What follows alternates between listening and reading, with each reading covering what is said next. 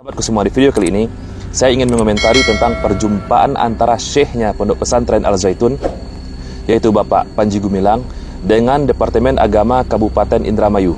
Di depannya, siapa yang mau memajukan silahkan. Cuplikan video berikut ini.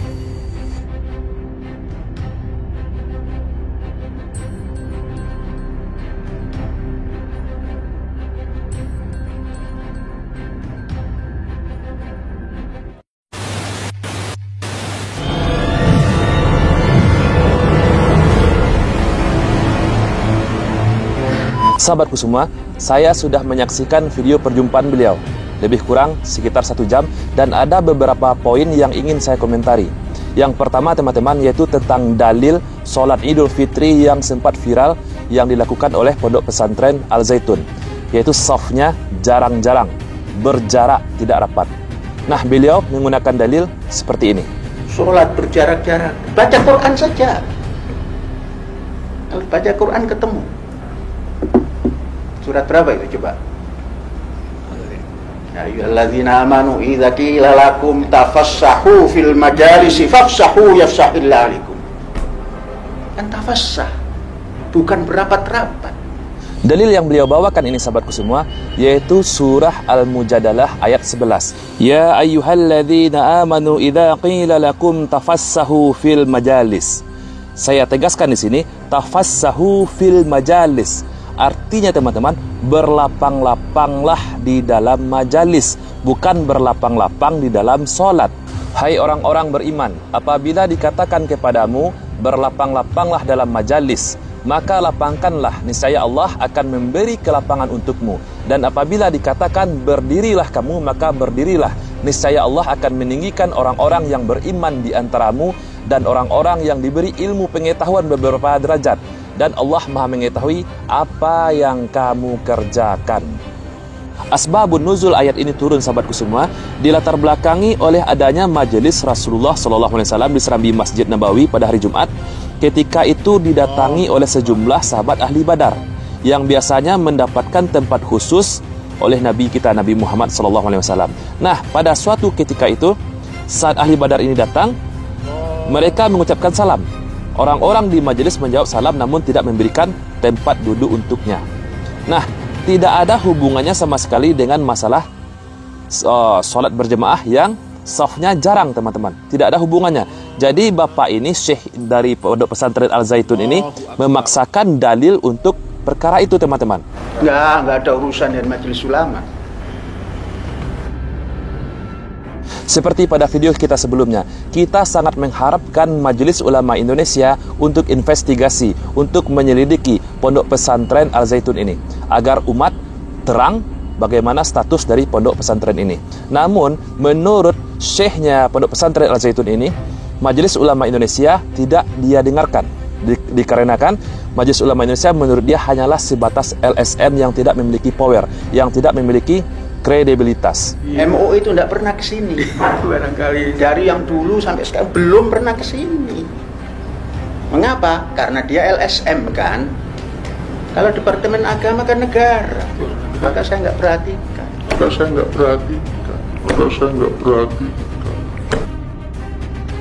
Sangat jelas sekali bukan, teman-teman? Beliau menyatakan bahwa tidak akan memperhatikan atau tidak akan memandang Majelis Ulama Indonesia. Karena menurut beliau hanya sebatas LSM yang tidak memiliki power atau kredibilitas. MUI LSM, nggak lebih LSM. Hanya dia dapat fasilitas, LSM yang lain tidak. Zaitun nya saja ikut Departemen Agama. Bukan ikut Nahdlatul Ulama, bukan ikut Muhammadiyah. Ikut Departemen Agama. Dari cuplikan video ini sahabatku semua, beliau menjelaskan bahwa Pondok Pesantren Al Zaitun ini mengikuti Departemen Agama, tidak mengikuti Nahdlatul Ulama, dan juga tidak mengikuti Muhammadiyah. Jadi kebanyakan kebijakan yang berada di Pondok Pesantren tersebut adalah kebijakan mengikuti Departemen Agama. Itu kok perempuan, urusan perempuan. Di depannya, siapa yang mau memajukan silahkan. Setelah beliau memaksakan dalil dari Al-Quran, surah Al-Mujadalah ayat 11 tadi, tentang saf solatnya beliau beri jarak, tidak dirapatkan. Nah, beliau juga mengomentari tentang viralnya wanita yang berada pada saf pertama, yang berada saf pada bagian depan.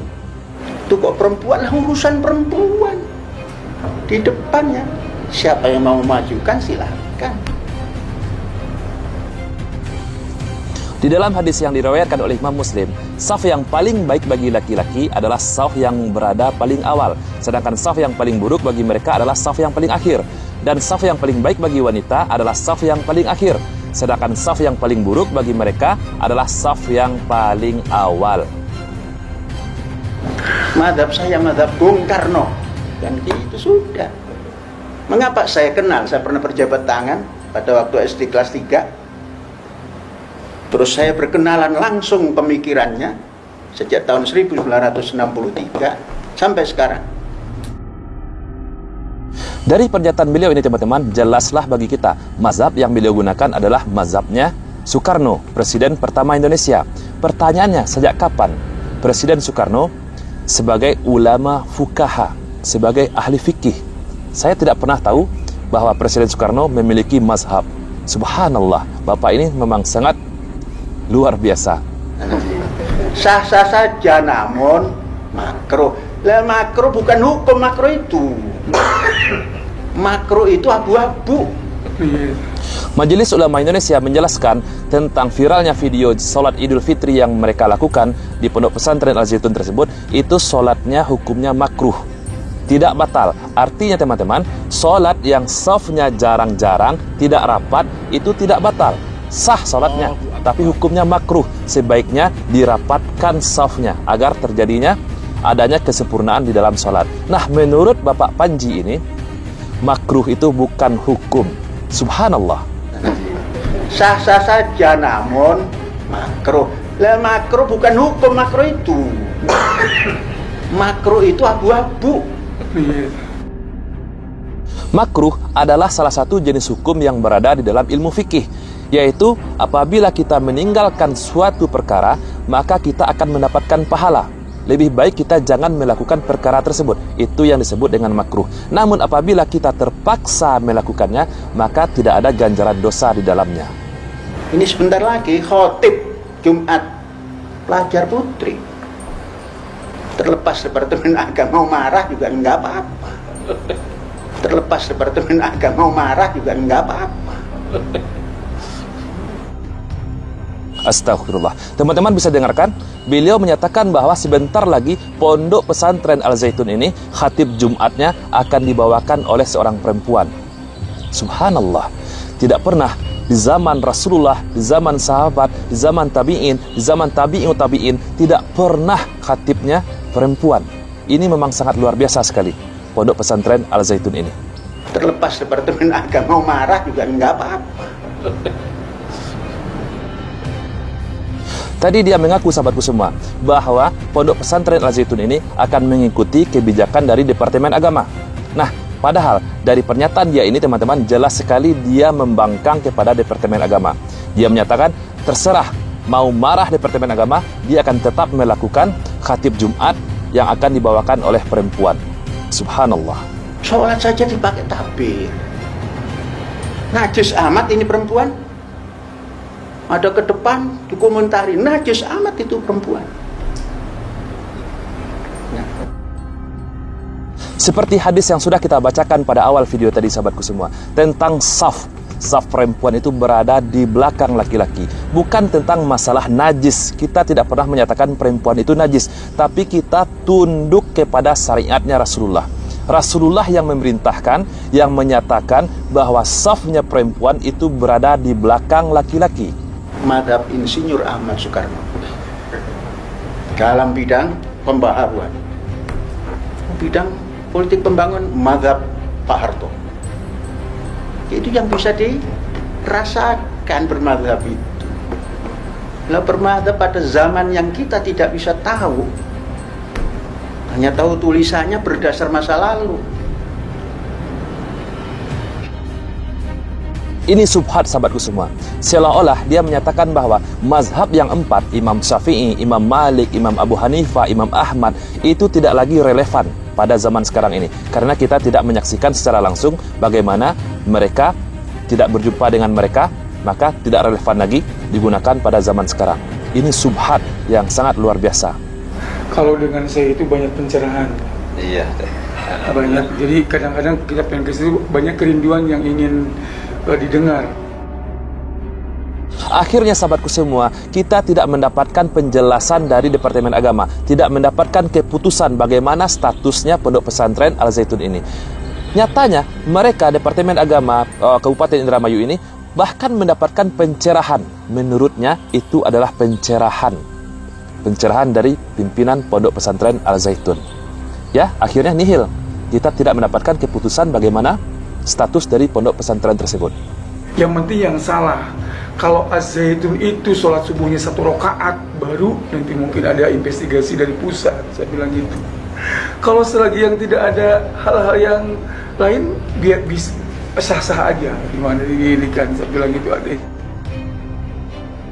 Bahkan Departemen Agama Kabupaten Indramayu seolah-olah membela dan menyatakan tidak ada yang salah di dalam Pondok Pesantren Al-Zaitun, terutama tentang videonya yang sempat viral tentang sholat Idul Fitri. Kita menyaksikan semua sahabatku semua. Di barisan saf pertama, di sebelah perempuan itu ada seorang oknum kafir, seorang yang beragama Kristen, yang bukan Muslim, melakukan ibadah dengan caranya sendiri, dengan cara mengepalkan tangannya seperti ini, memejamkan matanya, tidak mengikuti imam. Ini bagaimana? Ini masalah akidah, ini bukan masalah toleransi. Orang Kristen mereka menyembah sesembahan yang berbeda dengan kita. Lalu bagaimana? Bagaimana mungkin disamakan di dalam jemaah kita, jemaah sholat secara Islam?